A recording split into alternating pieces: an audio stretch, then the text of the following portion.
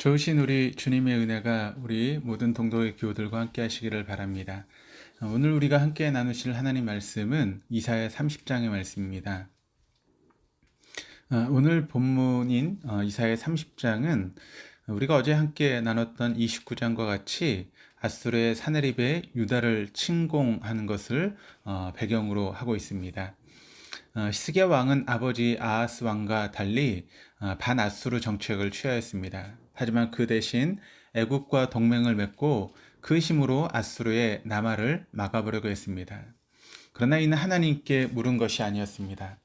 이런 히스기야와 유다 백성들의 행위에 대해서 하나님께서는 패역한 자식들이라고 부르시며 그들의 고집스러움을 책망하십니다. 하나님께서는 일찍이 이스라엘 민족에게 병마를 많이 얻으려고 애굽으로 돌아가지 말 것을 엄중히 명하셨습니다. 그것은 하나님보다도 인간적인 힘을 의지하는 일로서 우상 숭배에 못지않는 죄악임을 말씀하신 것입니다. 유다의 이런 어리석음은 이번이 처음이 아닙니다. 그들은 북왕국 이스라엘로부터 위협을 당할 때 아람에게 구원을 요청했습니다.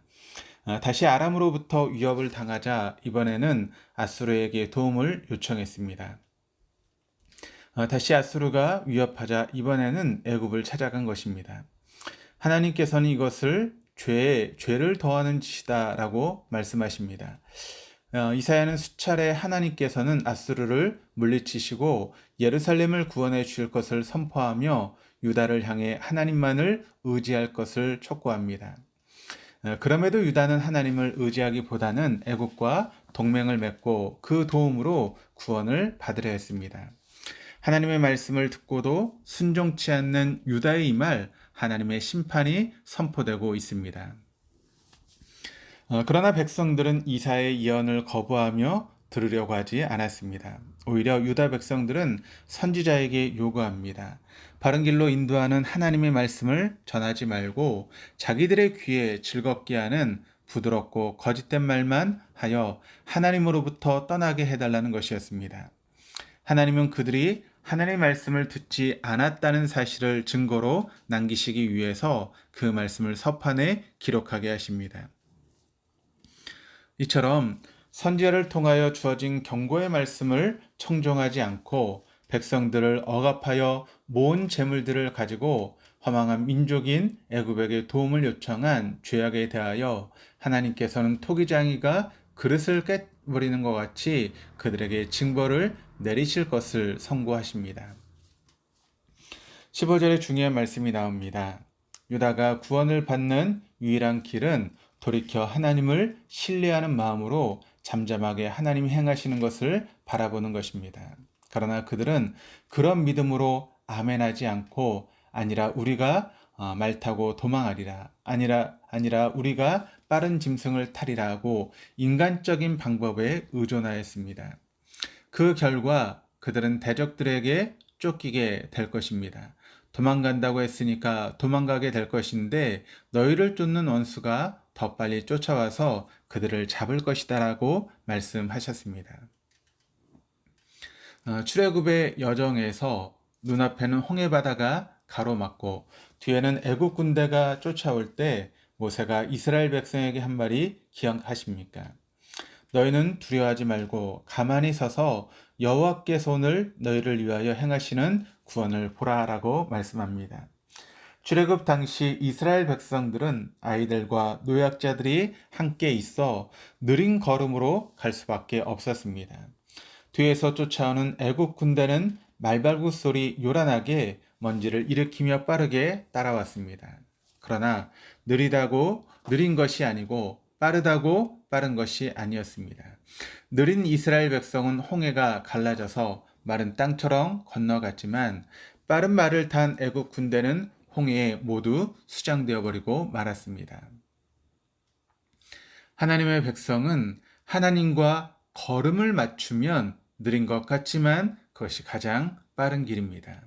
그러나 하나님을 거스리면 아무리 빠른 방법을 사용해도 원수들이 더 빨리 쫓아와서 잡히게 되는 것입니다. 그래서 어떻게 됩니까? 17절 말씀을 보시면 한 사람이 꾸짖은즉 천 사람이 도망하겠고 다섯이 꾸짖은즉 너희가 다 도망하리라. 원수 한 명이 고함치자 유다 백성 1000명이 도망가는 이런 비참한 처지가 되어버렸습니다. 그런데 이 말씀은 원래는 이스라엘이 하나님과의 언약에 충실했을 때 그들의 대적들에게 대하여 크게 이길 것을 약속하시며 주신 말씀입니다.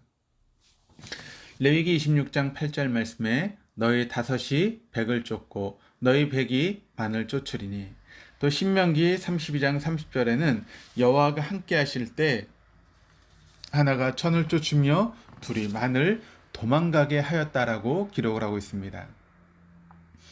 하지만 이제 하나님보다도 세상을 의지하는 유다 백성들은 그와는 정반대의 고난을 겪게 될 것이라는 말씀입니다.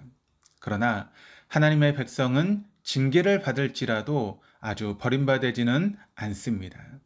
하나님만을 잠잠히 신뢰하며 기다리지 못하는 유다 백성들의 조급함과 대조적으로 하나님께서는 그들이 회개하고 돌아오기를 오래 참고 기다리십니다.